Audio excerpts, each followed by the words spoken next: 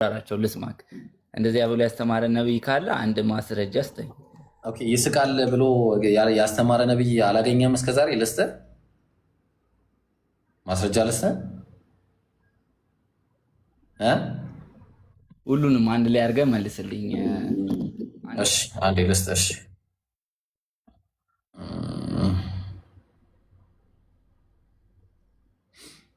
ኦኬ አንድ ጊዜ ላውጣለህ። የታለ? አንዴ አንዴ አንዴ አንዴ ቆይ ወደ ሳላርከው ላውጣለህ። እሺ እስከዛ ታብታብ እያደረጋችሁ እሺ። አጀማ 1 ሚሊዮን አስገቡት። 1 ሚሊዮን ካልገባ አስቸጋሪ ነው የሚሆነው። 1 ሚሊዮን አስገቡት። እሺ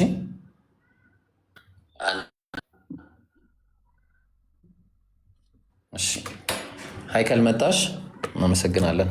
እንኳን መጣሽ በጊዜ። አንዴ ልንቀለው። ቆይ ይሄንን ነገር አንዴ። እሺ እሺ እሺ እሺ እሺ ኦልራይት። መዝሙረ ዳዊት ምዕራፍ 2 ቁጥር 4 ላይ አንዴ ላውጣለ እና መዝሙረ ዳዊት ቆይ አንዴ እባክህ አንዴ ቁራሌን የጠየቅኩ ቆይ አንዴ ሚካኤል። እስከዛ ኡስታዝ ወይድ ቪዲዮ ፖስት አለው ገብታችሁ እዩት እያለ ነው። እየገባችሁ እዩት። እስከዛ ቀጥል። ይህን ለማስተላለፍ ኦ ማይ ጋድ ስልኬ ኦ ማይ ጋድ ትላለህ። እሺ ቦታ የተጨናነቀች። እሺ እሺ ምን ይላል እስቲ አንድ ጊዜ። በሰማይ የሚኖር እሱ ይስቃል አለ። ማን ነው እሱ? ማን ነው የሚስቀው? ይህ የሚስቀው ማን ነው? እንደ መጽሐፍ ቅዱስ አንተ እንደምታምነው እጅ አለው፣ 2 እጆች፣ ባት አለው፣ 1 እግር አለው ብሎ የሚያምን አንድ ነብይ አለ። ላሳየህ እኮ እሱን 2 እጅ እንዳለው እግዚአብሔር አሳያለሁ፣ ባት እንዳለው አሳያለሁ፣ ሁሉንም አሳያለሁ። ከዚህ እንጀምራለን። የሚያምን ነብይ የለም ብራዘር። ይሄው ለምሳሌ ከዚህ እንጀምራለን። ይሄው ይስቃል ይላል። ማን ነው የሚስቀው?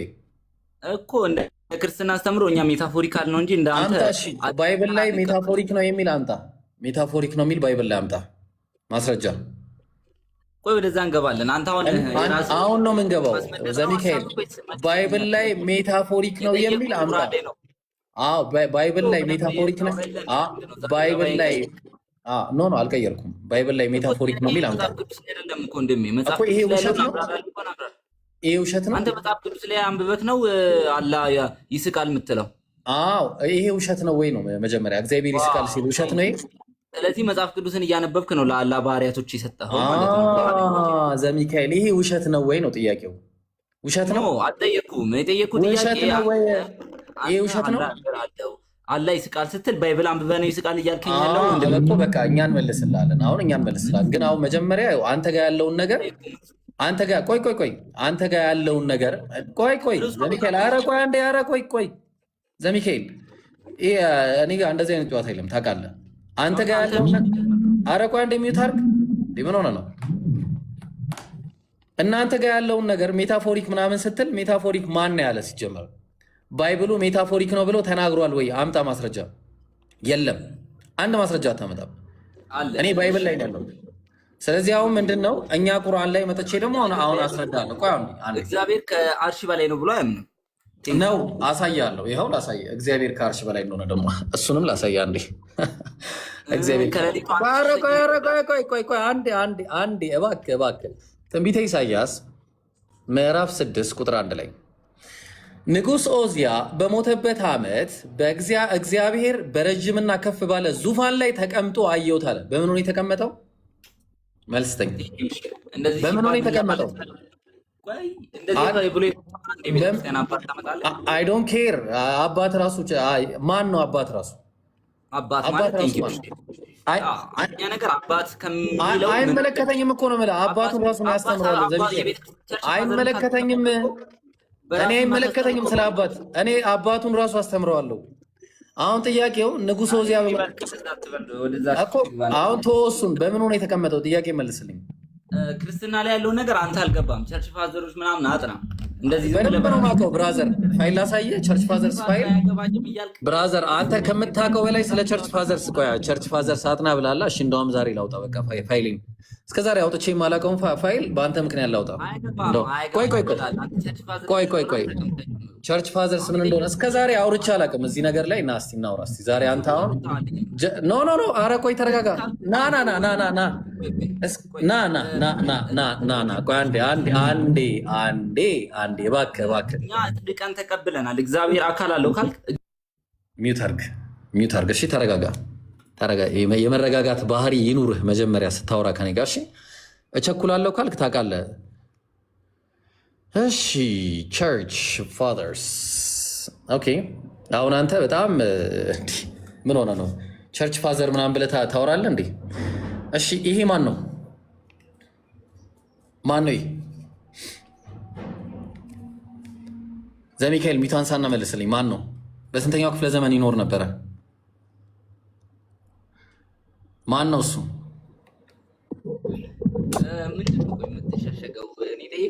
አይ ቸርች ፋዘር ምናምን እወቅ አልከኝ አይደለ? ማን ነው እሱ? በስንተኛው ክፍለ ዘመን? በቃ ሁለተኛ እንዳታወራ እሺ። ቸርች ፋዘር ምናምን ብለህ እንዳታወራ ሁለተኛ። ራስን ማስመለጫ መንገድ ነው። እሺ ታውቃቸዋለህ። ማን ነው? እሺ እኮ አልመልስልህም። እኔ ማን እንደሆነ አላውቅም።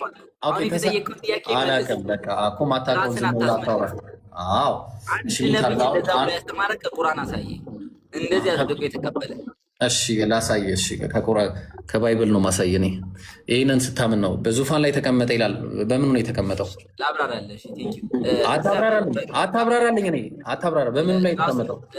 ራሱን ሲገልጽ ራሱን ሲያስረዳ ብዙ ጊዜ በምን አይነት መንገድ ነው የሚያስረዳው? ብዙ ቦታ በሰዎች ምሳሌ ራሱን ያስረዳል። ያ ማለት እኛ እንድንረዳ ነው።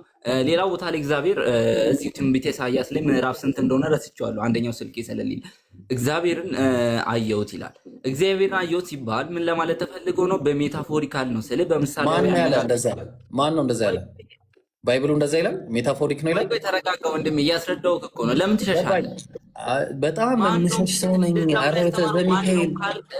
ዘሚካኤል አንተ እንደምታምነው ሁለት እጅ፣ አንድ እግር፣ አንድ ባት ሁለት እጁ ላሳይ። ቆይ አንዴ ሁለቱ ቆይ ኧረ ሚውት አድርጋ እንዴ ሚውት አድርግ ብራዘር። ሁለት እጁንም ላሳይ። እግዚአብሔር ጸጉሩ ኧረ ቆይ አንዴ ተረጋጋ። ሚውት አድርጋ እንዴ ብራዘር። እንዴ ምን ሆነ ነው? እንደዚህ አይነት አካሄድ ከመጣ እኔ ጋር እንትን መስዋዕት ሆነ ነው የምትሄደው። ወላሂ በእንደዚህ አይነት አመጣት ከሄድክ ማለት ነው። እሺ አሁን ላውጣለህ እጅ። ኧረ ቆይ ብራዘር ቆይ። ምን ሆነ ነው? ቀኝ እጆች እግዚአብሔር እንዳሉ ላሳየ። ቀኝ ሁለት ቀኝ እጆች እንዳሉት። እሺ እንደዛ ብሎ ተናገረ ነብይ ያሳየ እኮ ላሳየ። ኢሳያስ ይኸው ኢሳያስ ተመልከቱ።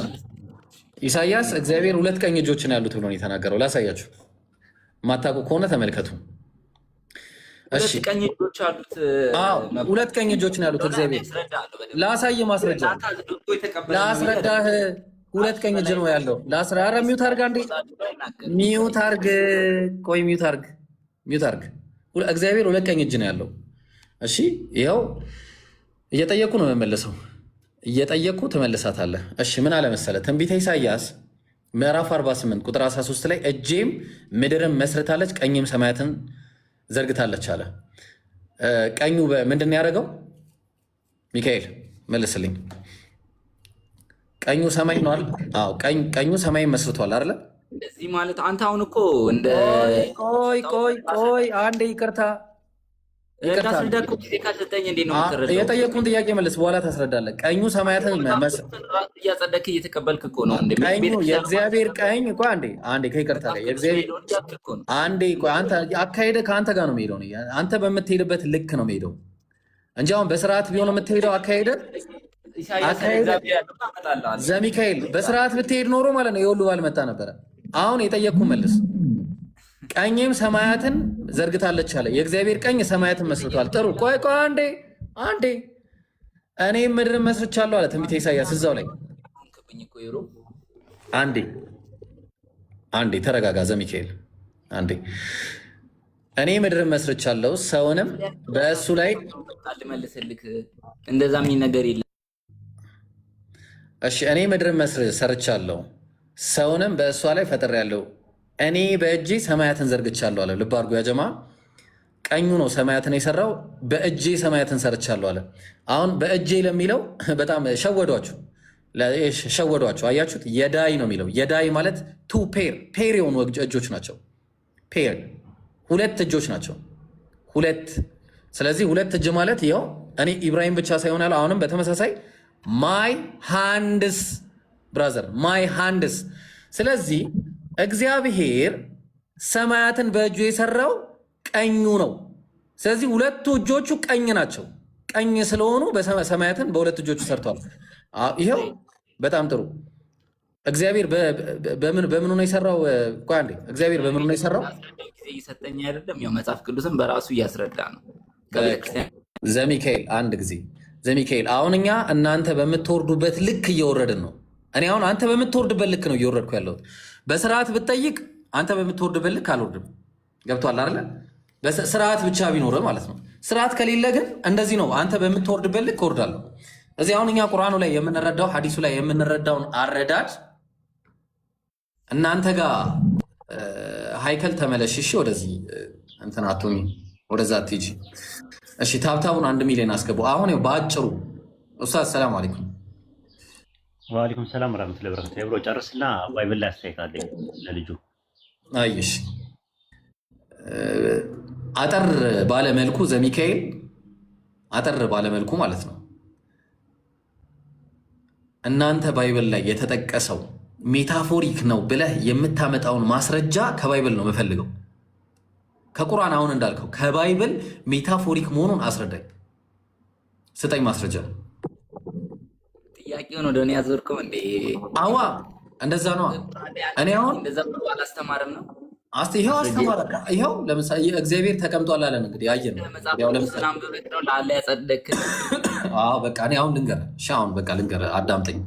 ለምሳሌ ነቢያችን ዓለይሂ ሰላቱ ወሰላም ስለ አላህ ነግረውናል።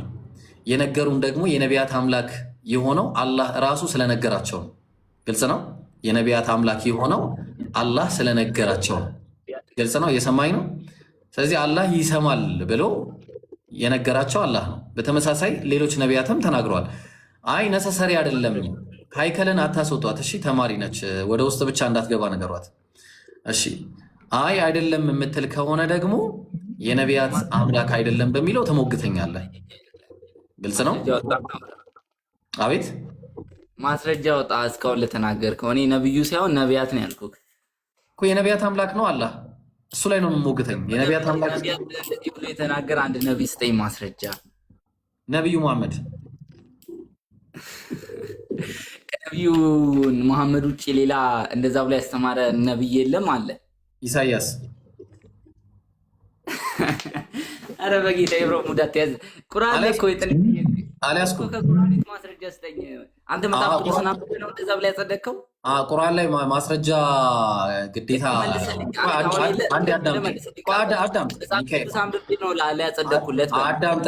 አዳምጠኝ። እኔ መጽሐፍ ቅዱስ ማንበብ አይጠበቅብኝም። አላህ የነገረኝ በቂ ነው፣ ለኔ በቂ ነው። አረጋግጣል፣ ችግር የለም፣ በቂ ነው። በቃ እሺ። ፖለቲካ ለመስራት አትሞክር ዘሚካኤል፣ ወላሂ ነው የምልህ። እዚህ ላይ እዘረግፍልሃለሁ የእግዚአብሔርን ባህሪያት። እንደዚህ አይነት አካሄድ ራሴ ያነሳው ነው። እንደምታየው ምን ብልሃል መሰለህ? ቅድም አላህ ይስቃል ብዬ አጸደቅኩት። ከዚህ መጽሐፍ ቅዱስ አንብበህ ከማጽደቅ ውጭ እኮ ሌላ ነገር እኮ አላመጣም። ማስረጃ አንድ ማስረጃ ከሐዲስ አንድ ማስረጃ አላመጣም። እሺ ከሐዲስ ኧረ አንተ ሰውዬ አፍህን ዝጋ ዘሚካኤል። የምታወራውን ነገር እንደ ምን ሆነ ነው? ማስረጃ ከቁርአን ነቢዩ ሰለላሁ ዐለይሂ ወሰለም የተናገሩትና አላህ የነገረን በቂ ነው። ሌላ ነቢይ ራሱ አላምጣለን ከፈለግኩኝ፣ በቂ ነው ለኔ። ገብቷል? ሌላ ቦታ መሄድ አይጠበቅብኝም። አልጠበኩም። ነቢዩ መሐመድ ብቻ ነው ሰብከዋል። ማስረጃ እሰጥሃለሁ። አዎ መጀመሪያ አንዴ ይህንን የነቢያት አስተምሮ እኛ ቁርአን ላይ አላህ ሱብሓነሁ ወተዓላ ሲነግረን ማለት ነው መጽሐፉ ለምሳሌ እኔ አሁን ከባይብል ላይ የነቢዩ መሐመድን ነቢይነት አሳያለሁ። ተግባባን? አሁን የማሳይበት ምክንያት ደግሞ ሙሉ በሙሉ ተበርዟል ብለን አናምንም። እኛ መጽሐፉ ማን ነው ሙሉ በሙሉ ጠፍቷል ብለን አይደለም። ተበርዟል ብለን ነው። የአላህ ቃል ሙሉ በሙሉ አይደለም ብለን አይደለም ምናምነው። ግልጽ ነው። ስለዚህ ብርዘት አለበት ብለን ነው ምናምነው መጽሐፉ። አሁን ከነቢያት መጽሐፍ ከአንዱ ላይ ሄጄ ሚዩት አድርገህ እባክህ፣ ሚዩት አድርገህ እግዚአብሔር ቃል አለበት ብዬ አምናለሁ። ሚዩት አድርገህ ዘሚካኤል አንብቤ ነው ለአለ ያጸደቅኩለት እያልከኝ ነው። ውረድ በቃ። ስርዓተ ቢስ። ስርዓት ሲኖር ትመጣለሽ።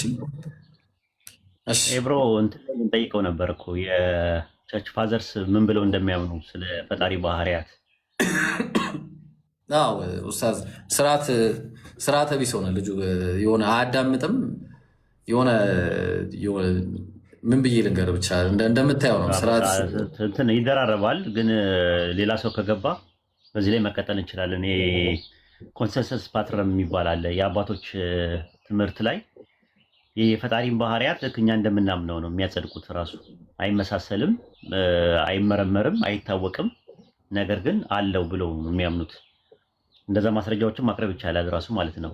አይሁዳያኖችም እንደዛ ነው። በሚድራሽም በታርገምም በታልሙድም የፈጣሪ ባህሪያት እጅ፣ እግር ምናምን የሚባሉ ነገሮች አሉት። ግን ዲቫይን ኮምፕሊሲቲን አይቀበሉም።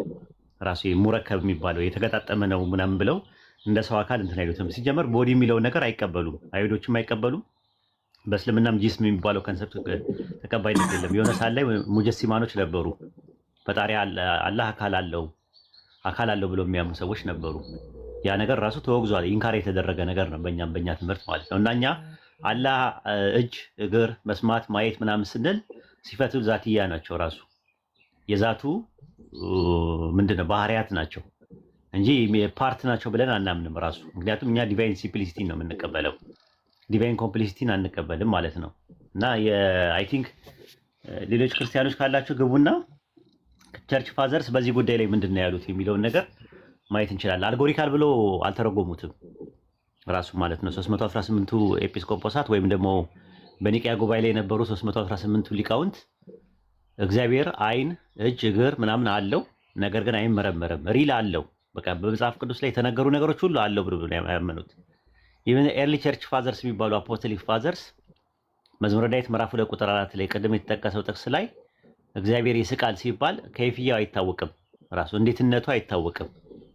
በቃ ይስቃል ነው። አይ ትርጉም ሰጥቶ ይስቃል ማለት እንደዚህ ነው ብሎ የተረጎመ የለም ራሱ። አንዳንዶቹ እንደውም በኋላ ላይ የመጡት እንደና አውግስቲን ምናምን ያሉት ማዕናውን ራሱ ተውፊድ ያደርጋሉ፣ ልክ እንደ አሻሪያዎች ማለት ነው እንጂ በተረፈ የለውም የሚባል ነገር የለም ራሱ። ግቡ፣ እግዚአብሔር መንፈስ ነው ምናምን የምትሉም ሰዎች ግቡና እንነጋገርበት። እጅ፣ እግር ምናምን ስለሚባለው ባህሪዎት ነው። እኛ ባህሪዎት ነው ብለን ፓርት ነው ብለን አናምን። ፓርት የሚለው የሚሰራው ለሰው ነው፣ ቦዲ ላለው ወይም ደግሞ ፊዚካል ቦዲ ለሆነ ነው ራሱ የኮርፖሪያል ቦዲ ለሆነ ሰው ነው። እሺ ኡስታዝ ጀዛከላ ኸይር፣ አላህ ይቀበለ። እንትና አለች እዚህ ጋር 2 ልጆች አሉ፣ 2ቱ ተማሪዎች ናቸው። እነሱን እንዴት እናስተናግድና ወይ መማር ካለባቸው ሀይከልን እስቲ አውራት ኡስታዝ፣ ሀይከልን አውራትና አንዳንድ ሀሳቦች አሏት። አይ ቲንክ ክርስትናን ትተዋለች መሰለኝ። ሁለቱም እንደዛ ይመስሉኛል። በጣም ግራ ተጋብተዋል። ምን ትላለህ ኡስታዝ? እሺ አይ ጥያቄ ጠይቁና ከጥያቄያቸው ተነስተን አይሻልም? ኤብሮሻ አዎ ትክክል ነህ። እሱማ እንዴት እናድርግ ነው አሁን እዚህ ጋር ወይ ታች ይሁኑና አንዳቸው ኦብሲኔት ያው ስለተነጋገርን በቃ አንቺን ታች ላድርግሽና አይወረዱና የምናወራቸው ከሆነ አይወረዱ፣ ሌላ ሰው እናስገባለን በኋላ ላይ ሲጨርሱ። ኸይር እሺ ኢንሻአላህ ይቀመጡ ማለት ነው።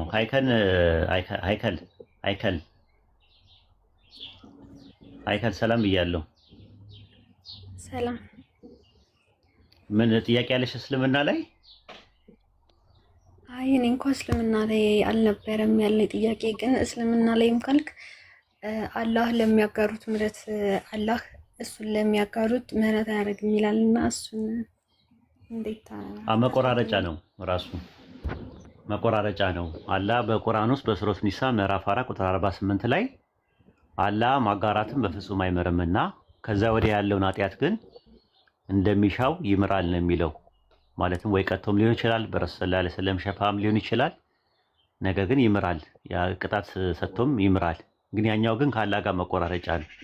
አንድ ሰው ጀነት ለመግባት ኢማን እንደሚጠየቀው ሁሉ ጀሃነም ለመግባት ደግሞ እንትኑ ኩፍር ነው ወይም ደግሞ ሽርክ ነው። አንድ ሰው ያሻረከና የካደ ሰው መኖሪያው ጀሃነም ነው። አላህ ከጀሃነም ይጠብቀን። ይሄ ነው ትምህርታችን።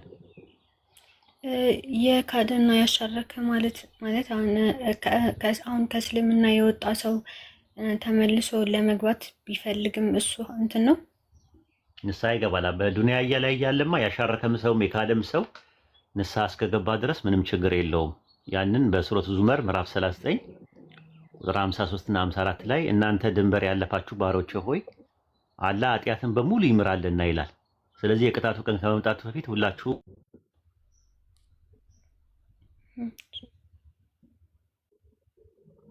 እኔ ጋር ነው የተቋረጠው። ኦፕስ ታዝጋ ነው። ኦኬ ሌላ ክርስቲያን ካለ መግባት ይችላል። እሺ ክርስቲያኖች ካላችሁ አሁን ክርስቲያኑን አንዱን ቦታ ለክርስቲያን ነው ምንተው ኢንሻአላህ። ይሄ ክርስቲያን እኮ ነች። ናኒ ቅል ያደርገኛል የሚወራው ምንድነው የገባው ታው ንቅል አድርጎ እንዳለ እንትን ነው የሚያስወጣኝ፣ ከሲስተሙ ነው የሚያስወጣኝ። እንትን ነው አይ ቲንክ ኮፒ ሊንክ ያስፈልገዋል መሰለኝ። አካውንት ምናልባት ተመቶ ሊሆን ይችላል። ኮፒ ሊንክ አድርጉለት። እሺ አጀማ ሁላችሁም ኮፒ ሊንክ ግቡና አድርጉለት። የኔ ቤትን በጠዋት አዎ እንደዛ ነው ያለው። እነሱ ተደራጅተው ቴሌግራም ላይ ቁጭ ብለው ነው የሚውሉት። ይሄ እንትን ማለት ሪፖርት የማድረጊያ ግሩፕ አላቸው አሉ። እነሱ ተደራጅተው ነው እንትን የሚሉት ማለት ነው። እና የሚወያየውን ሰው ራሱ አካውንቱን አውቀው ይመቱታል። ምክንያቱም እንትን በቃ ጠፋ ተሸነፈ ምናምን እንዲባል ማለት ነው። እነሱ ጋር እንደዛ አይነት ነው፣ ቁማር ፖለቲካ ነው እና መልክ ነው የሚሰሩት። ኦኬ እና ከዛ አንጻር አላህ በዱንያ ላይ ማንኛውም ሰው የትኛውም ኃጢአት የትኛውም ወንጀል ቢሰራ ተውበት እስከተውበተ ድረስ በንስሐ ወደ አላህ እስከተመለሰ ድረስ ኃጢአቱን ይቅር ይለዋል። በተረፈ ከሞት በኋላ ግን ያለው ነገር ግን አላህ ኃጢአትን ይቅር አይልም። የትኛውንም ኃጢአት ማነው ሽርክ የሆነውን ኃጢአት ይቅር አይልም። በክህደት የመጣውን ኃጢአት ይቅር አይለውም አላህ። ይሄን ይመስላል። እሺ ለምሳሌ ምን ልትነግረኝ ትችላለህ? ይቅር የሚለው ይቅር የማይለው ክህደት ነው። በቃ አንድ ሰው መልእክቱን ሰምቶት የእስልምና መልእክት ሰምቶ ፈህሙና ማዕናውን ወይም ደግሞ ሚኒንጉና አንደርስታንዲንጉን በደንብ ተረድቶት ከዛ ያንን ነገር ሆን ብሎ ሲያስተባብልና ሲክድ ያኔ ያ ሰው ንስሐ እስካልገባ በህይወት ዘመኑ ንስሐ እስካልገባ ድረስ በዛው አቋሙ ከሞተ ያ ሰው ሲሞት ጀሃነም ነው የሚገባው። አላህ ከጀሃነም ይጠብቀን። በተረፈ አማኝ ሆኖ የተለያየ ወንጀሎች ቢሰራ ለሰራ ወንጀል አላህ ይጠይቀውና ይቀጣውና ወደ ጀነት ያስገባዋል ማለት ነው። እንደ ስራው ማለት ነው ይቀጣውና። ይሄ ነው ትምህርቱ።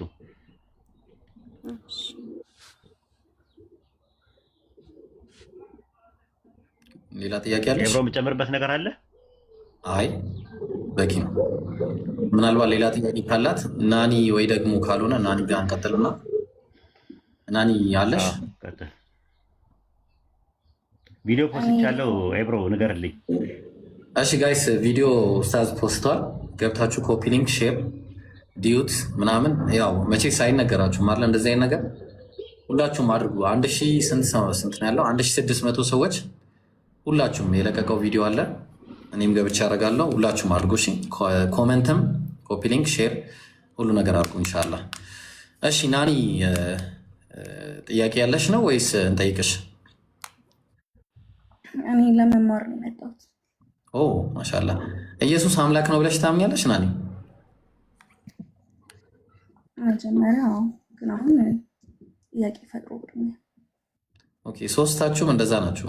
ኦፕሲኔት፣ ሃይከል፣ ናኒ አንድ አይነት ናችሁ። ስለዚህ የተወሰነ ትምህርት እንስጣችሁና እሺ አንባቢ አይደለሁም መጽሐፍ ቅዱስ በእርግጥ አሁን ላይ ግን ማንበብ ጀምሬያለሁ። ሳነብ ግን በጣም ብዙ የተለያዩ ነገሮችን ያያለሁት።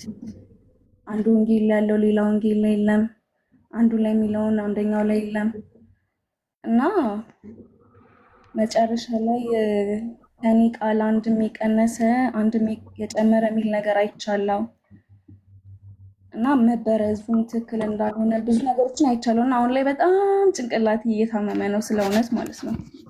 አንዴ ትንሽ እዛ እንትን ላይ ልቸልስበትና ከዛ እንትኑን ኡስታዝና እኔ የተወሰነ እንልሻለን ኢንሻላህ። ለምሳሌ አንቺ የተነሳሽው ከምን መሰለሽ? አሁን እስቲ ከዚህ ልጀምርልሽ። ወንጌል እስቲ ወንጌል ብዬ አንድ የሰራሁት ነገር አለ። ምንድን ነው? ካሜራው ደርድ አድርጓል ወይ ልጥረገው? እሺ፣ በመጀመሪያ ደረጃ እንግዲህ አንድ ነገር አለ። አላህ ይሄ ወንጌል የሚባለውን ነገር አሁን ስለ ወንጌል ብቻ ላውራለሽ እና ትንሽ ከዛ በኋላ እንቀጥላለን። ሌላው ላይ ኢንሻላህ እንቀጥላለን። ምን አለ? ሱረቱል ማኢዳ ምዕራፍ 5 ቁጥር 46 ላይ ወቀፈይና ዐላ አታሪሂም ቢዒሳ ብን መርየም አለ። በእነዚህ በነቢያት ፈለጎች ኢየሱስን ላክን አለ አላህ። ከዛ ሙሰዲቀን ሊማ በይነ የደይህ ሚነ ተውራ ከእሱ በፊት የነበረውን መጽሐፍ ማለትም ቶራ የሚባለውን መጽሐፍ አረጋጋጭ ሲሆን አለ ወአተይናሁል ኢንጂል ወንጌልንም ሰጠነው አለ። አሁን ኢየሱስ የተሰጠው መጽሐፍ ወንጌል የሚባል መጽሐፍ አለ። ስለዚህ አሁን ኢየሱስ ያ የተሰጠው ወንጌል የተባለው መጽሐፍ ዮሐንስ ወንጌል ምዕራፍ 12 ቁጥር 49 ላይ አሁን ወደ ባይብሉ ቀጥታ እንግባና ኢየሱስ የተናገረው እኔ ከራሴ አልተናገርኩምና አለ፣ ነገር ግን የላከኛ በሱ የምናገረውን ትእዛዝ ሰጠኝ አለ። ልብ አድርጊ፣ የሚናገረው አብ የሰጠውንና አብ ያዘዘውን ነገር ነው። ቀጥይ ዮሐንስ ወንጌል ምዕራፍ 17 ቁጥር 8 ላይ የሰጠኸኝን ቃል ሰጥቻቸዋለሁና እነሱም ተቀበሉት አለ። የሰጠኸኝን ቃል ኦኬ፣ ጥሩ። አሁንም ዮሐንስ ወንጌል ምዕራፍ 17 ቁጥር 14 ላይ እኔ ቃልህን ሰጥቻቸዋለሁ አለ። ቃልህን ዮሐንስ ወንጌል ምዕራፍ 14 ቁጥር 24 ላይ ቃሌን ምን አለ? የምትሰሙት ቃል የማይወደኝ ቃሌን አይጠብቅምና አለ። የምትሰሙት ቃል የላከኝ የአብ ነው እንጂ የእኔ አይደለም ማለት። ጥሩ። ስለዚህ አሁን ያየናቸው ነገሮች ምንድን ናቸው? እነዚህ ሁሉ ትምህርቶች ከማን ናቸው? ከአምላክ ናቸው። ስለዚህ ከአምላክ የሆነ ንግግር ከሆነ ኢየሱስ ምድር ላይ ሲሰብከው የነበረው ነገር አለ፣ አንድ ነገር አለ። ሉቃስ ወንጌል ምዕራፍ 4 ቁጥር 17 ላይ የነቢዩ የኢሳያስን መጽሐፍ ሰጡት። በተረተረውም ጊዜ ማለትም ከፍቶት ሲያነበው የጌታ መንፈስ በእኔ ላይ ነው፣ ለድሆች ወንጌልን ሰብክ ዘንድ ቀብቶኛልና የሚል ነገር አለ። ወንጌል አሁን ወንጌል ይሰብክ ዘንድ ነው የመጣው ማለት ነው። ያም የተሰጠውም ነገር እሱ ነው። ለዛ ነው ኢየሱስ ምን አለ? ወደ ዋናው ፖይንት ልሂድልሽ። ማርቆስ ወንጌል ምዕራፍ 1 ቁጥር 14 ላይ ዮሐንስም አልፎ ከተሰጠ በኋላ ኢየሱስ የእግዚአብሔርን መንግስት ወንጌል እየሰበከ አለ። ወንጌል እየሰበከ ዘመኑ ተፈጸመ፣ የእግዚአብሔር መንግስት ቀርባለች፣ ንስሐ ግቡ፣ በወንጌልም እመኑ እያለ ወደ ገሊላ መጣለ። ስለዚህ ልብ አድርጊ፣ በወንጌል እመኑ እያለ ይናገር ነበር ኢየሱስ። በወንጌል እመኑ። አሁን ጥያቄያችን እኛ ይሄ በወንጌል እመኑ እያለ የሚናገርበትን ነገር ከማየታችን በፊት ስንት መጽሐፍቶች ነበሩ? በዛ ዘመን ላይ ይኖሩ የነበሩ በጣም ብዙ መጽሐፍ፣ ለምሳሌ ከነዚህ ከዮሐንስ፣ ከሉቃስ፣ ከማርቆስ፣ ከማቴዎስ ወንጌል ውጭ የነበሩ ጎስፔል ኦፍ ኢቦናይት የሚባሉ መጽሐፍት ነበር። ጎስፔል ኦፍ ናዝራይን፣ የናዝራውያን ወንጌል፣ ጎስፔል ኦፍ ፊሊፕ፣ ጎስፔል ኦፍ ትሩዝ፣ ጎስፔል ኦፍ ሴቪየር፣ ጎስፔል ኦፍ ቶማስ ማን ነው? ኢንፋንሲ ጎስፔል ኦፍ ቶማስ፣ ጎስፔል ኦፍ ፒተር፣ ጎስፔል ኦፍ ቶማስ፣ ጎስፔል ኦፍ ሜሪ መግደላ፣ ጎስፔል ኦፍ ጁዳስ እያለ በጣም ብዙ ወንጌሎች ነበሩ። አሁን ይህ ለምሳሌ አጌነስት ሄረስ ቡክ 1 ቻፕተር 20 ላይ ይህንን ኮት እያደረጉ ሲናገሩት ታያለሽ። እነዚህን ወንጌሎች ሌሎችም ላይ ታያለሽ። እና አሁን ምንድን ነው ኢብራሂም የፈለግከው በይኝ። በቃ አሁን ወደ ዋናው ፖይንት ልምጣ። የተፈለገው ፖይንት እግዚአብሔር ወይ ደግሞ አምላክ ለኢየሱስ የሰጠው አንድ ምን ነበረ? አስተምህሮ ወንጌል የሚባል ነበረ። ያ አስተምህሮ ወንጌል የሚባለው ነገር ኢየሱስ ክርስቶስ በሕይወት እያለ ይሰብከው የነበረ ንግግር ነው። ግን ችግሩ ምንድን ነው? እነዚህ ወንጌሎች የተጻፉት መቼ ነው? አሁን እዚህ ጋር እኛ የያዝናቸው ለምሳሌ አሁን የዮሐንስ ወንጌል፣ የማቴዎስ ወንጌል ቆይ ጊዜያቸውን ብቻ ላሳይሽ። መጀመሪያ ጊዜያቸውን ላሳይሽ እና ከዛ መለሳለሁ ወደዚህ። ጊዜያቸውን ላሳይሽ መቼ እንደተጻፉ ማለት ነው። ከዛ ምንድን የፈለግነው የሚለውን ነገር ሜንሊ እናያለን። አሁን ለምሳሌ ጎስፔል አኮርዲንግ ቱ ማርክ፣ የማርቆስ ወንጌል የተጻፈው ኢየሱስ ከተወለደ ከ68 እስከ 73 ኤዲ ነው። ተግባባን? ከ68 እስከ 73 ወይ ደግሞ ከ60 እስከ 75 ኤዲ ይገመታል የጽሁፉ። ኢየሱስ አያውቀውም፣ ያዥልኝ። በተመሳሳይ የሉቃስ ወንጌል ደግሞ ሲጻፍ ከ85 85 ኤዲ ላይ ነው የተጻፈው ብሎ ነው የሚያስቀምጠው። ያው እኔ አይደለሁም ያልኩት ኢብራሂም አይደለም ይሄን ያለው። በተመሳሳይ ሁኔታ የማቴዎስ ወንጌል ከ80 እስከ 90 ኤዲ ብሎ ነው ያስቀመጡት። ስኮላሮች ያስቀመጡት ነው። አሁን ታዲያ ምንድን ነው ነው ጥያቄው? ከዚህ የፈለግኩት ፋይናሊ ታዲያ እውነት ኢየሱስ ክርስቶስ የሰበከው አምላክ የተናገረለት ቃል ይሄ ነው እንዴ ብለን ስንናገር አይደለም። ለምን? እነዚህ የተናገሩት የነ ሉቃስ ወንጌል ስታይ የከበርክ ቴዎፍሎስ ሆይ አለ። ይህንን አምላክ ለኢየሱስ አላወረደለትም። ይሄ ሁለት ሰዎች እርስ በርስ የተጻጻፉ ደብዳቤ ነው። ቴዎፍሎስ ለተባለ ሰው የተጻፈ ደብዳቤ ነው። ይሄ አምላክ ቃል አይደለም። የከበርክ ቴዎፍሎስ ሆይ አለ። ከመጀመሪያው በአይን ያዩት አለ። በአይን አልታየም። ልብ አድርግ፣ የአይን ምስክር አልነበረም። ኢየሱስ ሲያስተምር የቃሉ አገልጋዮች የሆኑት እንዳስተላለፉልን እነማ አይታወቅም ማን እንደሆኑ። በእኛ ዘንድ ስለተፈጸመው ነገር ብዙዎች ታሪክን በየተራው ለማዘጋጀት ስለሞከሩ ምንድነው የተዘጋጀው? ታሪክ። ልብ አድርጊ፣ ወንጌል አይደለም። ስለዚህ አይግረምሽ ነው የምልሽ። ይሄ የሚገርም ነገር አይደለም። የተዘጋጀው ታሪክ ስለሆነ የታሪክ ጉዳይ ነው የተዘገበው። ታሪክ ደግሞ ስህተት ይወጣዋል። የኢየሱስ ወንጌል አይደለም። ለዛ ነው አላህ ቁርአን ላይ ሲናገር ምን እያለ ይናገራል? እናንተ የመጽሐፍቱ ሰዎች ሆይ ይላል። ልብ አድርጊ፣ የመጽሐፍቱ ሰዎች ሆይ እውነትን በውሸት ለምን ትቀላቅላላችሁ አለ። እውነትንም እናንተ የምታውቁ ስትሆኑ ለምን ትደብቃላችሁ እያለ መጽሐፍትን ያለ አግባብ ሲበርዙና ሲደልዙ እውነትንም ሲደብቁ እንደነበር አላህ ይናገራል። በተመሳሳይ አላህ በሌላ ቦታ ላይ ለእነዚያ መጽሐፍን በእጆቻቸው ለሚጽፉና ከዚያም ጥቂትን ዋጋ በእሱ ፈልገውበት ይህ ከአላህ ዘንድ ነው ለሚሉ ወየውላቸው ይላል። ተግባባን? ስለዚህ የአላህ ቃል ስላልሆነ ማለት ነው። የአላህ ቃል ስላልሆነ የአምላክ ቃል ፍጹም ስለሆነ ተግባባን? ያ የተነገረውን ቃል ስለበረዙት ምን ሆነ? የአምላክ ቃል አይደለም። ለዛ ነው ጸሐፊያኑ የማይታወቁትን በዚህ ምክንያት ነው። ተመልከች። አሁን ኡስታዝ ደግሞ በደንብ አድርጎ ያብራራልሻልና እቺን ላሳየና ማለት ነው። እሺ ለምሳሌ የመጽሐፍ ቅዱስ መዝገበ ቃላት ይኸው እኛ አይደለንም ሙስሊም ሳይሆን ያዘጋጀው ክርስቲያኖች ያዘጋጁት መጽሐፍ። ለምሳሌ እያንዳንዱ መጽሐፍ ተመልከች። መጽሐፈ መሳፍንት ጸሐፊው ማን እንደጻፈው ምን ጊዜ እንደተጻፈ እርግጡ ባይታወቅም ጸሐፊው ጊዜውም ማንነቱም አይታወቅም። ልብ አድርጊ። መጽሐፈ አስቴር መጽሐፉን ማን እንደጻፈው አይታወቅም። ምንም የሚታወቅ ነገር የለም። በተመሳሳይ መጽሐፈ ኢዮብ ጸሐፊው ማን እንደነበረ አልታወቀም። ጥሩ። ሌላስ? እስቲ ሌላ ደግሞ ሰቆቃወ ኤርሚያስ ጸሐፊው ኤርሚያስ መሆኑና አለመሆኑ አልተገለጸም። ማን እንደጻፈው አልታወቀም። ሳሙኤል የሳሙኤል መጽሐፍት አንደኛ ሳሙኤል፣ ሁለተኛ ሳሙኤል ማን እንደጻፋቸው አልተረጋገጠም። ልብ አድርጊ። ዜና መዋዕል ምናልባት ሌላ ሰው ጨምሮበት ይሆናል። በምናልባት የሚታመን እምነት አለን እንዴ? ምን ሆናችሁ ነው? መጽሐፈ ነገሥት አንደኛ ነገሥት፣ ሁለተኛ ነገሥት ጸሐፊው ማን እንደነበረ አልታወቀም። እንዳለ ነው ምልሽ፣ እንዳለ በቃ አንዱን ብቻ ልጨምርልሽና ወደ ኡስታዝ እናልፋለን። የዕብራውያን ጸሐፊ ለምሳሌ በጣም ክርስቲያኖች የሚተማመኑበት መጽሐፍ እንግዲህ ይህ መጽሐፍ ይህ መልእክት በማን ማንነቱ ስሙ አይታወቅም። ከየት አገሩ አይታወቅም። ወዴት እንደተላከም እንደተጻፈ አይታወቅም። በምን ጊዜው ራሱ አይታወቅም። በምን ምክንያቱም አይታወቅም። እንደተጻፈ ለማወቅ አስቸጋሪ ነው አለ። ታዲያ ይህንን እንደ አምላክ ቃል መቀበል አይከብድም?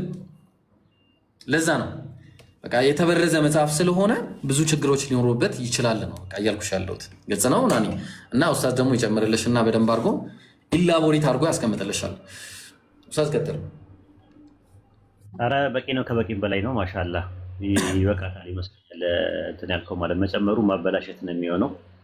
አይ ቲንክ ሌላ ጥያቄ ካላት ሌላ ጥያቄ መጠየቅ ትችላለች። ጥሩ እንዳብራራላት ተስፋ አለኝ። ኢንሻአላህ ሀሳብ ትስጥበት እሷ ራሷ። ያ ናኒ ሀሳብ ካለሽ ስጭበት። አይ በጣም ሰማኝ ነገር ነው።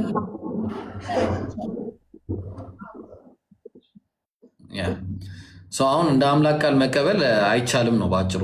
ባይብልን እንደ አምላክ ቃል ከተቀበልን አንደኛ በጣም የሚጋጩ ነገሮች አሉ። የሚጋጩ በጣም እርስ በርስ የሚላተሙ ነገሮች፣ አምላክ ተጸጸተ የሚል ነገር፣ በዛ ላይ ደግሞ የእድሜ የማይታወቅበት ሁኔታ ምናምን፣ ጸሐፊያችሁ የማይታወቁበት። ታዲያ እንዴት ነው የአምላክ ቃል አድርገን የምንቀበለው? ና አይከብድም? ይከብዳል። እኛ እኮ ግራ ገባን። ሚስጥር ነው እንባላለን። ቀን የሚመልስ የለም። ይቅርታ እዚህ ጋር ክርስቲያኖች ግን በቃ እኛ ስንጠይቅ አባቶችንም አጥብቀን ስንጠይቅ ይሄ ሚስጥር ነው፣ ይሄ ሚስጥር ነው። እውነት ደግሞ ሚስጥር እንዳልሆነ ነው የምናውቀው። ሚስጥር ከሆነ ማን ነው አምላካችን ብለን የምናምነው? የማናውቀውን አምላክ እንዴት ነው የምናምነው?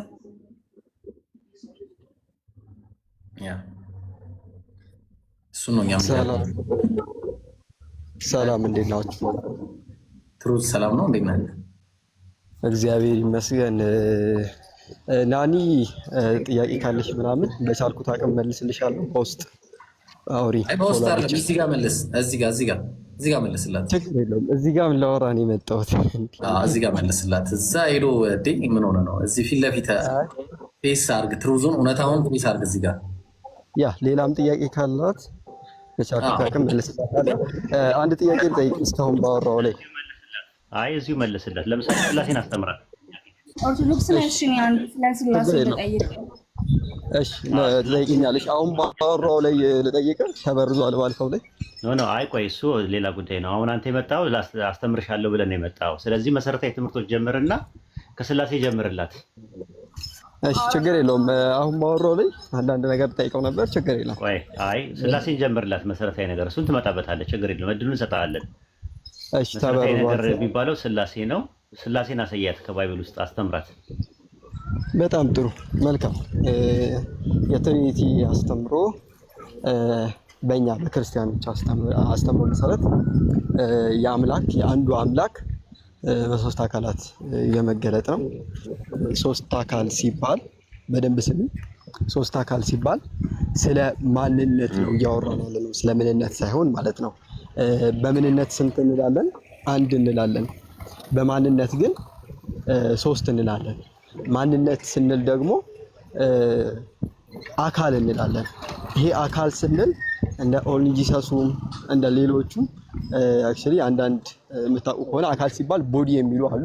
ኦፍ ኮርስ አካል ማለት በደንብ ሲል አካል ሲባል ሁለት ዲፊኒሽን አለው በእኛ በክርስትናው አስተምሮ። አንደኛው ቦዲ ነው፣ ሁለተኛው ደግሞ እኔማዊነት ወይንም ፐርሰን ብለን እናስቀምጣለን። ስለዚህ የአንዱ አምላክ በሶስት ፐርሰኖች ተገለጠ ብለን እናምናለን። ይሄን ደግሞ መጽሐፍ ቅዱሳችንም ይናገረዋል። አክቹሊ በዚህ ላይ ያልገባሽ አለ ወደ መጽሐፍ ቅዱሱ ከመግባቴ በፊት? እሺ እኔ ልጠይቅ ስለስላሴ። ወይ ስናወራ አይሻልሽም? እኛ ስናወራ ትማሪበታለሽ ናኒ። በዚህ ላይ ጥያቄ ካለ እኔ ጥያቄ ትመታለሽ ወይ ትመታለሽ? ኦኬ አንድ አምላክ በአብ ተገለጠ፣ አንድ አምላክ በሶስቱ አካላት ተገለጠ ብለሃል። ባይብል ላይ ከኦሪት ዘፍጥረት እስከ ራዕየ ዮሐንስ ድረስ አንድ አምላክ በአብ ተገለጠ የሚል ማስረጃ ታመጣለህ? በአብ ተገለጠ አላልኩም ወንድሜ። በአብ ተገለጠ ብለሃል። አንድ አምላክ በሶስት አካላት ተገለጠ ብለሃል። እንግዲህ የህዝቡ እየሰማ ነው። ናኒ አላለም እንደዛ? አንድ አምላክ በሶስት አካላት ተገለጠ፣ በሶስት አካላት ተገለጠ ብለሃል። በአብ ተገለጠ ብለሃል ወይ? በሶስት አካላት ተገለጠ ብለሃል። አይዞህ ምን አለ ወንድሜ? በሶስት አካላት ተገለጠ ብለሃል አይደለ? ያ በሶስት አካል ተገለጠ ብያለሁ። በአብ ተገለጠ። ከሶስቱ አካላት አንደኛው ማን ነው? አንደኛው ማን ነው? በአብ ተገለጠ አላልኩም። አንዴ አይደለም። ከሶስቱ አካላት ምን ሆነ አደረከኝ? አንዴ አይደለም። ፖለቲካ ለሰራ ነው የገባው ወይስ በስነ ስርዓት መለስላት ለልጅቷ። እየጠየኩ ነው ያለው። ወሂድ ኡስታዝ አንዴ አንደርስታንድ ለማድረግ ሞክሩ። እኔ በመጀመሪያ ደረጃ በአብ ተገለጠ አላልኩም፣ ግን በሶስት አካላት አላልኩም። ኧረ አንዴ ኡስታዝ ፖለቲካ አንተውና በቃ መልስ። እሺ አንዴ ልጨርስ፣ በመሀል አትግቡብኝ። በሶስት አካላት አላልክም ወይ ነው ጥያቄው? ያልኩትን አውቃለሁ ልናገር። ኖ በሶስት አካላት ብለሃል አላልክም ነው። እሱም ብቻ ንገረንና ታልፋለህ። እሺ ልናገር። በሶስት አካላት አንድ አምላክ በሶስት አካላት ተገልጧል አላልክም ብለሃል ብያለሁ። ግን ከሶስቱ አካላት አንዱ ማን ነው? ከሶስቱ አካላት ተረጋጋ እንጂ። ከሶስቱ አካላት አንዱ አብ ነው አይደለ? አብ፣ ወልድ፣ መንፈስ ቅዱስ ሶስቱ አካላት። ስለዚህ በአብ ተገለጠ የሚሉት ማስረጃ ስጠን። ከአብን ጀምር። በሶስቱ አካላት በአብ ተገለጠ። አክቹሊ በአብ ተገለጠ ሲባል አይ ጥቅስ ስጠን ነው። አሁን አንዱ አምላክ በአብ ተገለጠ የሚል ማስረጃ ስጠኝ ነው ያልኩህ እኔ። በአብ ተገለጠ ስትል ምን እያልክ ነው እኮ? እሱ ነው የምልህ። በሶስት አካላት ተገለጠ ስትል አንዱ አምላክ በሶስት አካላት ተገለጠ ስትል አንዱ አምላክ በአብ ተገለጠ የሚል በባይብል ማስረጃ ስጠን ያልኩ። ከዛን ጀምር ከሶስቱ አካላቶች የመጀመሪያው አካል ፈርስት ፐርሰን ኦፍ ጋድ ሄድ ከሚባለው አብን በአብ ተገለጠ የሚል ማስረጃ ስጠን ነው። አንድ አምላክ በአብ ተገለጠ የሚል ከኦሪት ዘፍጥረት እስከ ራዕየ ዮሐንስ ድረስ አሳየን እስቲ። ያ አንዱ አምላክ ራሱ አብ ነው። አረ ቆይ እኮ በአብ ተገለጠ በሶስቱ አካላት ተገለጠ ስላልክ እኮ ነው። በሶስት አካል ተገለጠ ስል እኮ በሶስት አካል ተገለጠ የሚል ሴት አለ። ቆይ አንዴ ሚስ ሪፕሬዘንት እያደረከኝ ነው። መጀመሪያ ሐሳቤን ለማስጨረስ ሞክር። እሺ ችግር የለውም። እሺ በጣም ጥሩ። መጽሐፍ ቅዱሳችን አንዱ አምላክን በሶስት አካላቶች ገልጾ ይናገራል። በመጀመሪያ ደረጃ ለመግለጽ ያክል ዮሐንስ 17 አክቹሊ 5 ስለ አብ ሲናገር እናገኘዋለን። እንዲሁም ደግሞ በዛው በተዘዋዋሪ አንድ አምላክ ተገለጠ የሚል ነገር የለውም። ሲያወጣው እስቲ ጥቅሱን እናውጣውና ዮሐንስ ወንጌል ምዕራፍ 17 ቁጥር 5 ላይ ዓለም ሳይፈጠር በፊት በአንተ ዘንድ በነበረኝ ክብር አንተ በራስህ ዘንድ አክብረኝ ነው እንጂ የሚለው አንድ አምላክ በአብ ተገለጠ፣ በወልድ ተገለጠ፣ በመንፈስ ቅዱስ ተገለጠ አይልም። እኛ የጠየቅን ጥያቄ ለልጅቷ ያልካት አንድ አምላክ በሶስት አካላት ተገለጠ ብለሃል። ከሶስቱ አካላት ውስጥ አንዱ አብ ነው። በአብ ተገለጠ የሚል ማስረጃ ስጠን ያልን ካለ አለ በለን ከሌለ የለም ብለን በአብ ተገለጠ ስል ወይኔ ስለ ማንነት እያወራው ነው። አረ አንድ አምላክ በአብ ማንነት ተገለጠ የሚል ማስረጃ አምጣ ከፈለክ። በመጀመሪያ ደረጃ ያ አንዱ አምላክ ራሱ አብ ነው። ይሄን ሚስ ሪፕሬዘንት እያደረገ አሁን በአብ ተገለጠ ማለትና አንዱ አምላክ አብ ነው ማለት በይዘትም ሆነ በአይነት በመንስኤም ሆነ በውጤት ሁለት የተለያዩ የይቅልም ቃላቶች ናቸው። አንድ አምላክ በአብ ተገለጠ ወይም በሶስት አካላት ተገለጠ የሚል ማስረጃ አምጣ ጥቅስ። አንዴ ልጨርስ። በመጀመሪያ ደረጃ ምን አይነት ፋላሲ እየሰራህብኝ ነው? ያ በሶስት አካል የተገለጠው ያ አብ ለምሳሌ ከሶስቱ አካል አንዱ አካል አብ አንዱ አምላክ አይባልም። ያ አንዱ አምላክ የተባለው አንተ ለስትሮማን ፋላሲ እየሰራ ያለው። ስለዚህ አሁን ምንድነው የምታደርገው መሰለህ? በልጅቷ መሰረት እያዳመጠች ነው። አንዴ እንትን በል ተረጋጋ። አንደኛ እየተበሳጨ ነው። እንትንን ሳውንድ ትራክን አስተካክለው። አንድ አምላክ በሶስት አካላት አንድ ያራ የልጅቷም እያዳመጠች ነው። ተረጋግታ አውራት። በውስጥም እንደዚህ ነው እንደምታወራት ጥያቄ እኮ ሊኖራት ይችላል። በውስጥ አውራት አለ ከፈለግ። አንድ አምላክ በሶስት አካላት ተገለጠ የሚል ማስረጃ አምጣ ተባልክ። እየጠበቅን ያለ ነው። ከሌለ የለም በለንና እንሂድ። እሺ በጣም ጥሩ። በመጀመሪያ ደረጃ ፐርሰናል አታኩን ያስቀምጡት። ሲቀጥል ደግሞ አንዱ አምላክ እሺ ልጨርስ። አሁንም አይግቡብኝ። አንዱ አምላክ በሶስት አካላት ተገለጠ ማለት ያ አንዱ አምላክ አብ አይደለም ማለት አይደለም። ምክንያቱም እንደዚህ አይነት ፋላሲን የሰሩብኝ። ያ በሶስት አካል ተገለጠ ማለት አንድ አምላክ አብ ነው ወይስ አይደለም ብዬ አልጠየቅኩም እኮ። እኔም እንደዛ ነው እምነቴ። ጥያቄው ግን አንድ አምላክ በሶስት አካላት ተገለጠ ስትል ከሶስቱ አካላቶች ውስጥ አንደኛው አብ ነውና አንድ አምላክ በአብ ተገለጠ የሚል ማስረጃ አምጣ ነው ያልኩ። ጥቅስ አታመጣም። 1000 ዓመት ሰጣለሁ አታመጣም። ኤግዛክት ወርድ ሊፈለጉት ኖ ኤግዛክት ወርድ ፋላሲ አይደለም ይሰጥ ቃል በቃልም አላልኩም። በሐሳብም ደረጃ አንድ አምላክ በአብ ተገለጠ የሚል ጥቅስ የለም። በሐሳብ ደረጃ ሽታውና አንድ ጥቅስ ነው ፈልገው። አንድ አስጨርሱኝ። በመጀመሪያ ደረጃ ምን አይነት ነገር እየተጠቀሙ ነው? የአንዱ አምላክ የተባለው ራሱ አብ መሆኑን እያመኑልኝ አይደለም። ምክንያቱም የአንዱ አምላክ የተባለው አልጠየኩም። እኔ አልጠየኩም። እሱን አልጠየኩም። እሱን አንድ አምላክ አብ ነው ወይስ አይደለም እኮ ብለን እኮ አይደለም ያወራነው። አንተ ከዛ በተቃራኒ ነው። አንዱ አምላክ በአብ በወልድ በመንፈስ ቅዱስ ተገለጠ ስትል ከሶስቱ አካላቶች ውስጥ አንዱ አብ ስለሆነ በአብ ተገለጠ የሚል ማስረጃ አምጣ ነው። ምንድን ነው ያልኩት? እኔ ሰጠውና ያወራ እንዴ ኤብሮ ምን ይመስላል? ደግሞ ይበል የምን ደቂቃ ይጠይቅ? እንደዚህ ነው መጠየቅ ያለበት ኡስታዝ። አይ እየተደራረበ ስለሆነ አረ በጌታ ስም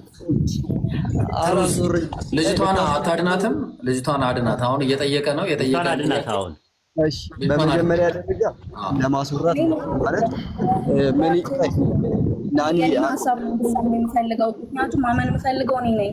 ለዚህ ጥያቄ መልስልኝ። በጣም ጥሩ በስትክክል መልስልሻለሁ። ግን ሚስ ሪፕሬዘንት እያደረጉኝ ያላልኩትን ደግሞ አልካ ብለሃል እያሉ እና ደግሞ ያልኩበትን መንገድ እሺ በቃ ጠይቂኝ። ምክንያቱም ያልገባኝ እኔ ስለሆንኩኝ ማለት ነው። በጣም ጥሩ ጎበዝ፣ ቀጥይ። እሺ ስለ ሶስቱ ስላሴዎች ነው ጥያቄ የፈጠረብኝ ማለት ነው። እሺ ስለ ስላሴ ስላልክ ነው። እና ቤተክርስቲያን ስታስተምረን አብ ፍጹም አምላክ ነው፣ ወልድም ፍጹም አምላክ ነው፣ መንፈስ ቅዱስም ፍጹም አምላክ ነው ትላለች። ያ እና አምላክ እና በምንድነው በአካል ምንድነው እና አብ ፍጹም አምላክ ሆነ፣ ወልድ መንፈስ ቅዱስ ለእርሱ ለምን ይጨመሩለታል? በጣም ጥሩ ጎበዝ፣ ጥሩ ጥያቄ ነው የጠየቅሽው። አብ ፍጹም አምላክ እሺ፣ አብ ፍጹም አምላክ መለስ ይብሮ ኧረ አንዴ ወይ ማለት ነው። በቃ ተረሳ ልጅቷ ዳይቨርት አደረገችለት። ግን ኡስታዝ ነው እንዴት ተመቸው? አሁን ለማምለጥ ተመቸው። ኤብሮ እንዴት ይቻላል? አንዴ ተረጋጋ፣ ቢት አድርግ አንዴ ማማና በድሉ ይሰጣል። አረ በጌታ ናኒ ይኸውልሽ፣ ቆይ አንዴ እንዲህ እናድርግላችሁ። ይኸውልሽ ናኒ አንቺ አንድ ጊዜ ተቀመጪና ቆይ አንዴ ቆይ ትሩዝ አንዴ እሺ፣ አንዴ ከይቅርታ አሁንም ይቅርታ ቆይ አረ ይቅርታ ቆይ አረ ይቅርታ አንዴ አረ ይቅርታ ስለፈጠረ እሺ፣ ግን እሷን አረ ስለፈጠረ ቆይ አንዴ አረ አዳምጠኝ። ተደማመጥ እንጂ ትሩዝ ማለት ትልቅ ሰው አይደለም እንዴ? ያዘውና ወንድሜ ተደማመጥ እንዴ፣ መደማመጥ መቻል አለብህ እኮ እንዴ። ቢያንስ ከኔ ጋር ከሆነ ችግሩ ኤብሮንን ማዳመጥ ነበረብህ። መሰረታዊ ችግር አለብህ። አለማዳመጥ እንትን መደራረብ ጥሩ አይደለም። ኦቨርላፕ እየፈጠርክ ነው ያለው። መጀመሪያ የጠየቀውን ጥያቄ መልስና ወደ ልጅቷ መሄድ ትችላለህ። አሁን አስመለጠች ልጅቷ ማለት ነው።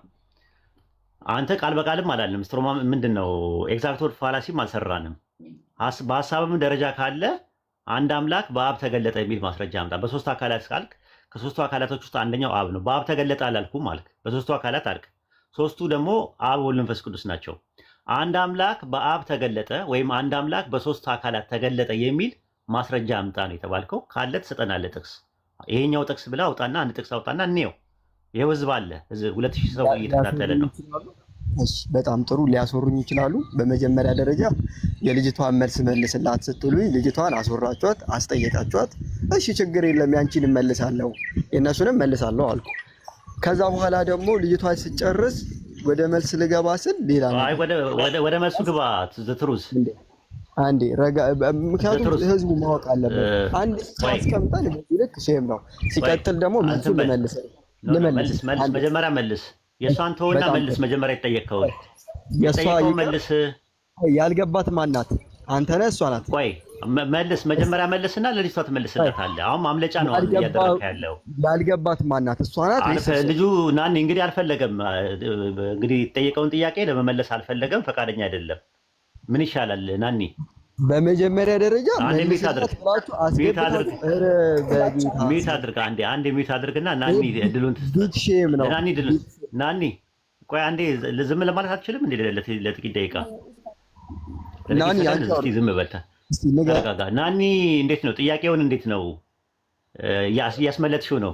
መጀመሪያ ይመልስ አይደል? ጥያቄው ይመልስ ብለዋል። እንደዛ ሰምቼና በቃ እንደዛ ይመልስና እንደ ኢምፖርታንት ነገር እኮ ነው። አንድ አምላክ በሶስት አካል ተገለጠ የሚል ጥቅስ ማስረጃ አምጣል ነው። እንደውም ቀለል አድርገን በአብ ተገለጠ የሚል ማስረጃ አምጣ ነው ያለው። በአብ እንደተገለጠ ማስረጃ ይስጠንና ከዛ ወደዛ ይሄዳል ማለት ነው ኢንሻአላህ። ትክክል አይደለም ብለህ እንዳታመን። ሁሉም አባቶች እንደዚህ ይሉናል። አዎ ትሩዝ ሚቱን ከአምጣና ጥቅስ አምጣ። አንድ አምላክ በአብ ተገለጠ የሚል። እሺ በመጀመሪያ ጥያቄ በመጀመሪያ ደረጃ የራሱ ወደ መልሱ ግባ። ወደ መልሱ ላይ ነኝ። ፐርሰናሊ ሳይሆን ወደ መልሱ ጥቅስ አውጣ ነው የተባልከው። ጥቅስ ነው የተባልከው። ጥቅስ አውጣ። እሺ ቆይ ለመጀመሪያ ጥያቄውን ላስተካክል። ጥቅስ አውጣ ነው የተባልከው። ወደ ጥቅስ ሳይገባኝ ምን አይነት ጥቅስ? ወደ ጥቅስ ሂድ። አንድ አምላክ በመጽሐፍ ቅዱስ አንድ አምላክ በሶስት አካላት ተገልጧል አልክ። ከሶስቱ አካላት ውስጥ አንደኛው አብ ነው። እስቲ በአብ ተገለጠ የሚል ማስረጃ አምጣ ስጠን። እሺ በአብ ተገለጠ ሲባል ላብራራና መልሳለሁ። ጥቅስ ነው የፈለግነው። መጀመሪያ ጥቅስ አውጣና ከዛ በኋላ ታብራራለህ። አንዴ እሺ ልጨርስ። ቢያንስ ትልቅ ሶኖት ለመስማት ሞክሩ። አሁን ፐርሰናሊ አትሂድ። የመረጃ ምክንያትን እየደረደርክ ነው ያለው።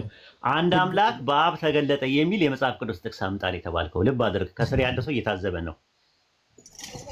እሺ አንዴ ሊሰሙኝ ይችላሉ። ጥቅስ አምጣ ነው የተባልከው።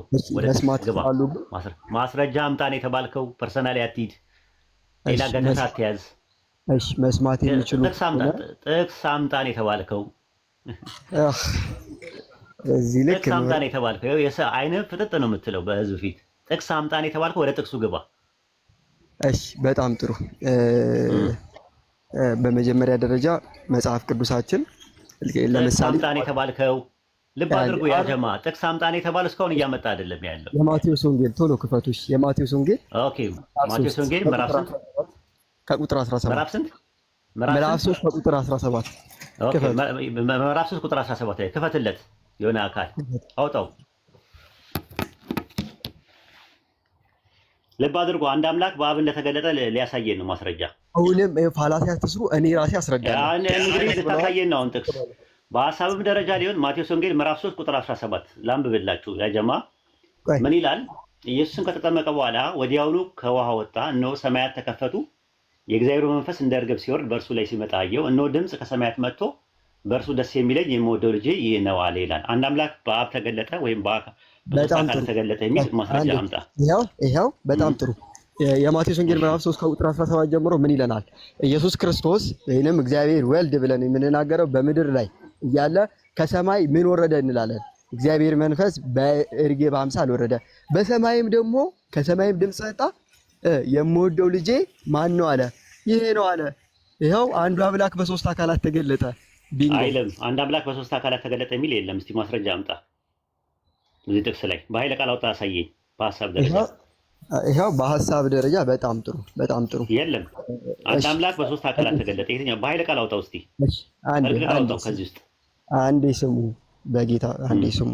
ለመስማት ሞክሩ። መጀመሪያ ደረጃ እዚች ጋር ሶስት አካላት ተገልጠዋል አልተገለጡም? ቆይ ሶስት አካላት ተገልጠዋል። አንድ አምላክ በሶስት አካላት ተገለጠ የሚል ማስረጃ ይሰኛል። ሶስት አካላት ተገልጠዋል አልተገለጡም? ይሄን እንኳን ስለ ወልድ ስለ መንፈስ ይኸውልህ ተገልጠዋል አልተገለጡም? ጥያቄ ልብ አድርግ። የጠየቁ ጥያቄ እዚህ ጋር ስለ አብ አይናገርም፣ ስለ ወልድ አይናገርም፣ ስለ መንፈስ ቅዱስ አይናገርም አይደለም ጥያቄ። አንድ አምላክ በአብ ተገለጠ የሚል በሐሳብ ደረጃ እዚህ ጥቅስ ላይ አውጣና አሳየኝ። በደንብ በመጀመሪያ ለመስማት ሞክሩ። እንደምሰሙት የታለ? አይ አውጣና ለመስማት ምናምን አትበለኝ። አሁን በኃይለ ቃል አውጣው፣ ጥቅሱን አውጣው። ኢየሱስ ከተጠመቀ በኋላ ወዲያውኑ ከውሃ ወጣ፣ እነሆ ሰማያት ተከፈቱ፣ የእግዚአብሔር መንፈስ እንደ ርግብ ሲወርድ በእርሱ ላይ ሲመጣ አየው። እነሆ ድምፅ ከሰማያት መጥቶ በእርሱ ደስ የሚለኝ የምወደው ልጄ ይህ ነው አለ ይላል። አንድ አምላክ በአብ ተገለጠ የሚል ማስረጃ አምጣ 17 ላይ። አይ በጣም በመጀመሪያ ደረጃ አንድ አምላክ በሶስት አካል እንደተገለጠ አመኑ ማለት እዚህ ጋር ሶስት አካላት ተገለጠ። አንድ አምላክ በሶስት አካላት ተገለጠ አይልም። እዚህ ጋር ሶስት አካላት ተገልጠዋል አይደል? ሶስት አካላት ተገልጠዋል። አንድ አምላክ እኔ የጠየቁት ጥያቄ ልብ አድርግ። ስትሮማን ፋላሲ ነው እየሰራ ያለው። ጥያቄ ምንድን ነው? አንዴ ስሙ፣ በጌታ ስም። ጥያቄ እሱ አይደለም ጥያቄ። ሶስት አካላት እሺ፣ ችግር የለውም። ትሩዝ አንዴ ተረጋጋ። ምን ሆነሃል? ተረጋጋ እንጂ እየተረበሽክ እኮ ነው። ኡስታዝ ነው ታዲያ። ራስንም እየረበሽክ ነው፣ እየተረበሽክ ነው ያለው። ትሩዝ የሚያዳምጥ ሰው አለ ምናምን የሚለው ለማስወጣት አንድ አምላክ አንዴ ትሩዝ ተረጋጋ እንጂ አትደራረብ። ኦቨርላፕ ይሄ እኮ መሰረታዊ ችግር ነው። በመጀመሪያ ደረጃ አንዴ ተረጋጋ። እሺ ማቴዎስ ወንጌል 3:17 ላይ ወደ ጥቅሱ አንዴ ና አንዴ አስወሩኝ። ማቴዎስ ወንጌል ኧረ ቆይ አንዴ ትንበል እንጂ ምን ሆነሃል? አትደራረብ። ኦቨርላፕ እኮ እየፈጠርክ ነው ያለው። ማቴዎስ ወንጌል ምዕራፍ 3 ቁጥር 17 ላይ አንዱ አምላክ በአብ ተገለጠ የሚል ማስረጃ ላመጣ ነው አልክ። ይሄው ህዝብ እያየው ነው። ዩቲ ከፍተዋለች። እነሆ ድምፅ ከሰማያት መጥቶ በእርሱ ደስ የሚለኝ የምወደው ልጄ ይህ ነው አለ ይላል። አንድ አምላክ በአብ ተገለጠ የሚል በኃይለ ቃል 17 ላይ አውጣና አሳየኝ። እሺ እንደሰማሁት ለመስማት ይሞክሩ። ለምጠይቀው ጥያቄ ደግሞ ለመመለስ ሞክሩ። እዚህ ጥቅስ ላይ የማቴዎስ ወንጌል ምዕራፍ 17 ምዕራፍ 3 ቁጥር 17 ላይ ሶስት አካላት ይገልጻል ወይስ አይገልጽም? ይሄን ብቻ ይመልሱልኝ። ነው አንተ እንሳ አይደል የኔ ጥያቄ? ይገልጻል አይገልጽም? የጠየቁ ጥያቄ እሱ አይደለማ። የጠየቁ ጥያቄ አንድ አምላክ በሶስት አካላት ተገለጠ የሚል ወይም ደግሞ አንድ አምላክ በአብ ተገለጠ የሚል ማስረጃ አምጣ ስለ ማቴዎስ ወንጌል ምዕራፍ 3:17 ላይ አውጣ። 3:17 ላይ ኤግዛክት ፋላሲ አይደለም የሰራሁት። በሐሳብም ደረጃ ራሱ በሐሳብም ደረጃ በኮንሴፕት ደረጃ ማቴዎስ 3:17 ላይ አውጥተ አንድ አምላክ በአብ ተገለጠ የሚል ማስረጃ አምጣ 17 ላይ። እሺ እንደሰሙት ግን ለመስማት የሚችሉ ከሆነ የሚመልሱልኝ ጥሩ ነው። አይ ጥያቄ እኔ ነኝ የጠየቅኩት። ጥያቄ ላይ በጥያቄ ላይ ጥያቄ አይደረግም አይደለም። አንዴ ጥያቄን በጥያቄ ይመለሳል። መጽሐፍ ቅዱስ መሰረት እዚች ጋር ሶስት አካላቶች እንደተገለጡ አምነዋል ወይስ አላመኑ? ቶሎ ይበሉ መልሱልኝ። አይልም እንደዛ። ሶስት አካላት አልተገለጡ። አንድ አምላክ በሶስት አካላት ተገለጸ። ልብ አድርጉ እንግዲህ ያጀማ ወደ ሌላ ነገር እየሄደ ነው። ምን ይባላል መሰላችሁ? በሎጂክ ራሱ ምንድነው ጥያቄውን ዳይቨርት ለማድረግ ነው። ምንድነው ፎካል ፖይንት ተነስቶ ማርጂናል ፖይንቶችን አንስቶ መርጅ አድርጎ ማምለጥ ነው የፈለገው። አይሆንም እንደዛ። ማቴዎስ ወንጌል ምዕራፍ 3 ቁጥር 17 ላይ አንድ አምላክ በአብ ተገለጠ የሚል ማስረጃ አምጣ። በኃይለ ቃል አውጥተህ ሌላ ቦታ አትሂድ። ድምፅ ሁላ ትሆኑ ሁላ ተቀየረ በአንዴ ተረባብሻል። አሁን ተረጋግተህ እንትን በል። ማቴዎስ 3:17 ላይ ሂድ። ቀይ ተረጋግተሃል የሚሉትን ፐርሰናል ያታክ ከእርሱ አልጠብቅም። ተረብሻል። ድምፅ ትሆን ራሱ ሳውንድ ትራክ ተበጥብጧል። ራሱ ረጋ ብዬ ማውሮት አረ ስሙ ብራዘር 3:17 ላይ ቀጥል። 3:17 አረ አንዴ እስኪ አስወሪ። ረጋ ብዬ ማውሮት 3:17 ላይ ኮንሰንትሬት አድርግ። 3:17 ላይ በደንብ ስሙ። 3:17 ላይ ሶስት አካላቶች ተገልጠዋል ወይስ አልተገለጡም? የመጨረሻ ጥያቄ 3:17 ላይ ሶስት አካል የሚል አለ። እስቲ ተገልጠዋል። ኤግዛክት ወርድ ፋላሲ ያዩ ነው አይደል? 17 ላይ ሶስት አካላቶች ነው። ችግር የለውም። ኤግዛክት ወርድ ፋላሲ ማለት ይሄ ነው። እሺ ቆይ አትደራረባ። ትሩዝ ምን ሆነ ነው? ተረባብሻል።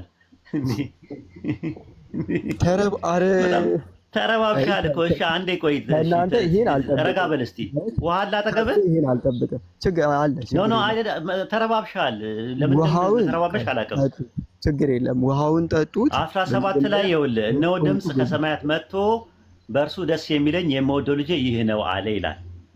እዚህ ጋር ስለ አብ ስለ ወልድ ስለ መንፈስ ቅዱስም አይናገርም። 17 ላይ ስለ አብ ነው እየተናገረ ያለው።